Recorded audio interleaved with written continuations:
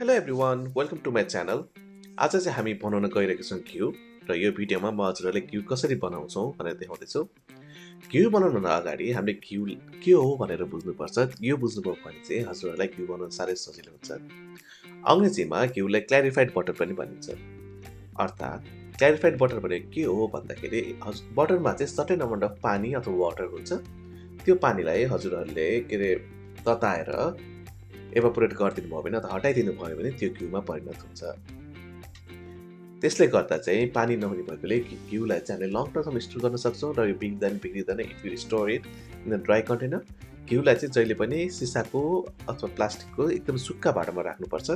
पानी भएको भाँडामा अथवा मोइस्चर भएको भाँडामा राख्नु भयो भने चाहिँ त्यो छिटै बिग्रिन्छ र ढुसी आउने हुनसक्छ। So always store it in a dry container after you make it. ल अब मिठो घिउ बनाऊँ है त। मैले चाहिँ यहाँ 1 किलो बटर लिएको छु। यो चाहिँ मैले कस्कोबाट किनेको हो। If you live in Australia or New Zealand you can easily buy it from Costco. यो चाहिँ 100% ग्रास फेड न्युजिल्यान्डको बटर हो। ग्रास फेड बटर युज गर्नुभयो भने चाहिँ घिउमा त्यो नेपालको जस्तै त्यो कनिका वाला घिउ हुन्छ नि, सेम त्यही बन्छ। इफ युज नर्मल बटर त्यो कनिका वाला घिउ चाहिँ बन्दैन। हजुरहरूसँग ग्रास फेड बटर छैन भने you can use normal butter. घिउ चाहिँ मजाले बन्छ, राम्रै बन्छ, तर त्यो कनिका वाला घिउ नबन्ने मात्र हो, अरू खासै केही फरक पर्दैन। मैले चाहिँ यहाँ फलामको कराई तताएको छु। यदि हजुरहरूसँग फलामको कराई छैन भने स्टिलको कराई युज गर्दा पनि हुन्छ। तर फलामको कराईमा घिउ बनाएको घिउ चाहिँ अलि राम्रो हुन्छ र स्वाद पनि मिठो हुन्छ। र कराई मजाले तातिसकेपछि मैले यहाँ 1 किलो बटर हालिदिएँ। हाम्रो यो बटर बिस्तारै पग्लिँदैछ।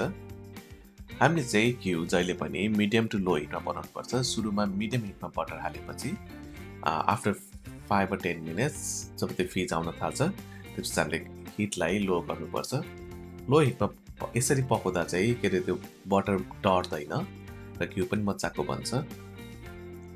घिउ बनाउँदा चाहिँ एभ्री 2 or 3 मिनट्समा हजुरहरूले एकचोटि चलाउनु होला।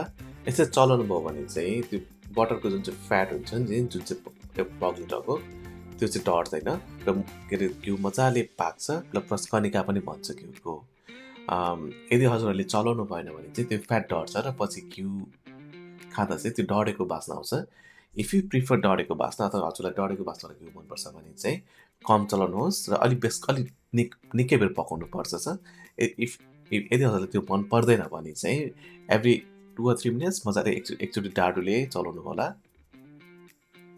घिउ चाहिँ हामीले सकभर अलिकति ठुलो भाँडामा पकाउनुपर्छ। सानो भाँडामा पकाउनु भयो भने चाहिँ यो उम्लिएर जान सक्छ।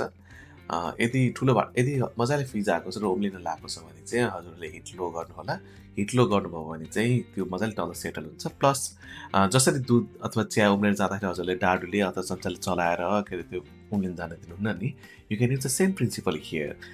यसरी मजाले डाडुले चलाइरहनु भयो भने चाहिँ त्यो उम्लेको फिज तल सेटल हुन्छ र घिउ उम्लेर जाँदैन। यसरी चाहिँ मैले घिउ लगभग 10 देखि 15 मिनट जति पकाएँ। 10 देखि 15 मिनटपछि चाहिँ बिस्तारै यो ट्रान्सलुसेन्ट हुँदै जान्छ। ट्रान्सलुसेन्टको मतलब यो मजाले क्लियर त्यो हुन्छ नि, लिक्विड चाहिँ क्लियर हुँदै जान्छ, क्रिस्टल क्लियर हुँदै जान्छ। र लगभग अब यो पकाएको मैले आधी घन्टा जस्तो भयो र आधी घन्टामा चाहिँ हजुरले देख्न सक्नुहुन्छ हाम्रो घिउ चाहिँ मजाले रेडी भइसकेको छ।